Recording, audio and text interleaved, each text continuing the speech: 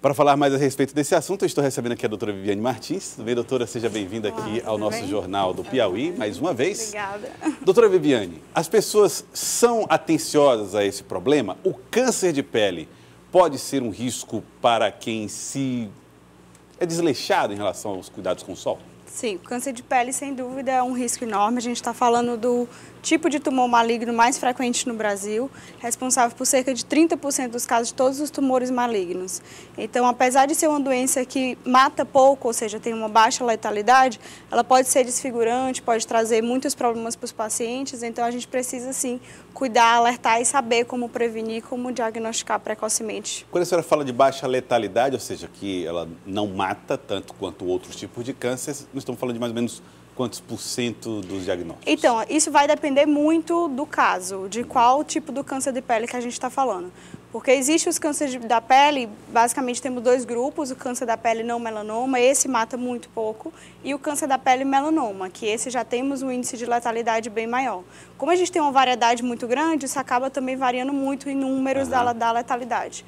Mas o fato é que é extremamente frequente e deve ser prevenido porque os números são realmente alarmantes. Para esse ano de 2018 são estimados 165 mil casos, então é um número bem... Tá. E o diagnóstico precoce? É possível? Bom, em relação ao diagnóstico precoce, sempre é possível.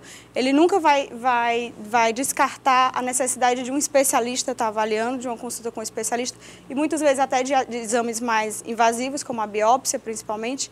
Mas é muito importante também o paciente saber, o paciente se conhecer e ele fazer o autoexame. Então, o que mais chama a atenção? O câncer da pele ele pode se apresentar de diversas formas. Ele é muito variável na sua apresentação clínica. Mas, principalmente, o paciente deve estar atento a pintas, a sinais que têm alteração ao longo do tempo. Também sinais novos que aparecem como uma lesãozinha alta, que pode brilhar, ela pode ser vermelha, pode ser marrom, pode ser rósea, sangra facilmente, mas também não é isso, não é uma regra para todos. E pode até simular uma dermatite, até coçar. Então, assim, o paciente deve ficar atento a essas lesões novas ou lesões que ele já tinham e que tem uma modificação, sempre procurar o especialista e também uma vez por ano procurar o especialista para ser avaliado. O câncer de pele é um problema de quem tem pele clara? O câncer da pele é um problema de, infelizmente, toda a população. Qualquer indivíduo está suscetível a ter o câncer da pele.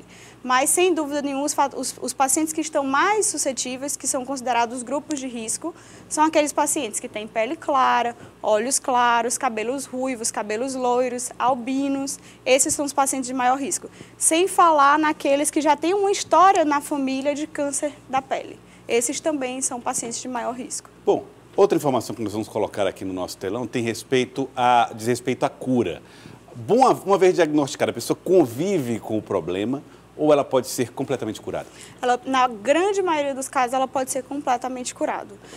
Os casos que a gente vai falar que são mais difíceis, que provavelmente não terão cura, são casos que já têm metástase, ou seja, que já espalhou pelo corpo e que é mais frequentemente associado ao tipo do câncer chamado melanoma, que graças a Deus é o menos comum.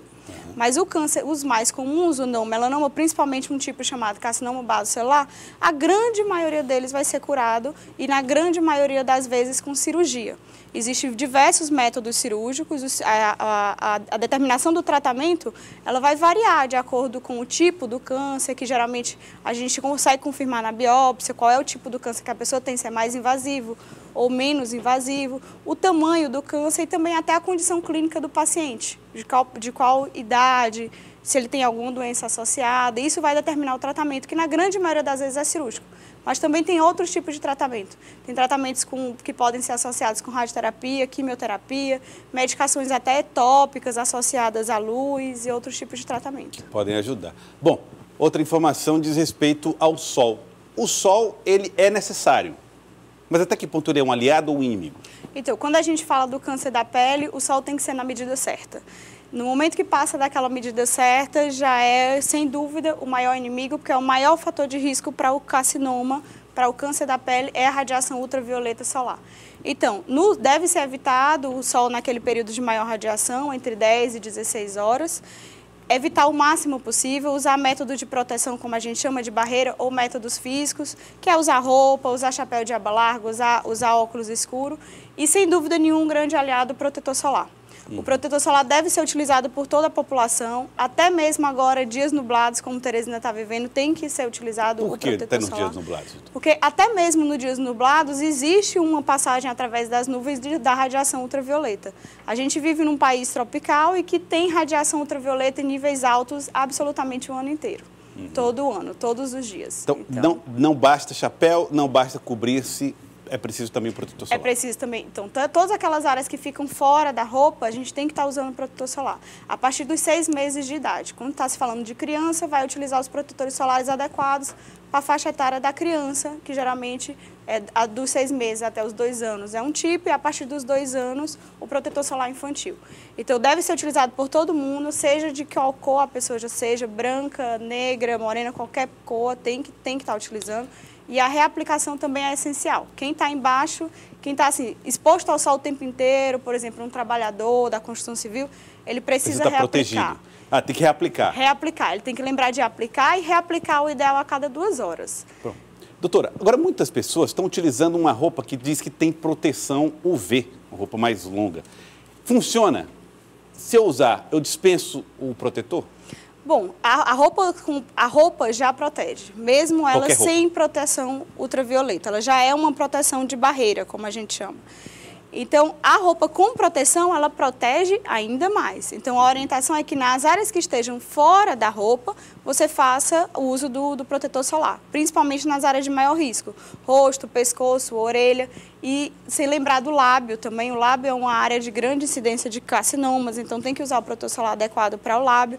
Agora, se for uma pessoa que estiver muito exposta ao sol, um nível muito grande de exposição, é interessante sempre estar associando. Eu preciso da indicação de um médico para comprar o protetor solar certo para mim? Sim, sem dúvida sim. Você pode estar comprando, o protetor solar está disponível em todas as farmácias, não precisa de receita. Mas o ideal é você estar consultando um especialista para você saber qual é o melhor tipo de protetor solar para a sua pele.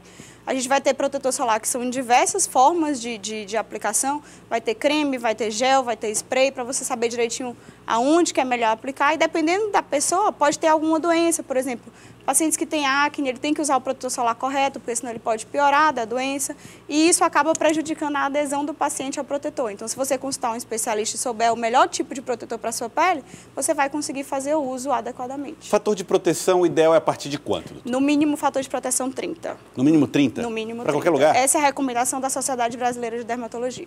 Fator de proteção 30 e que tenha proteção do tipo UVA e UVB, que são os 2 tipos principais de radiação ultravioleta.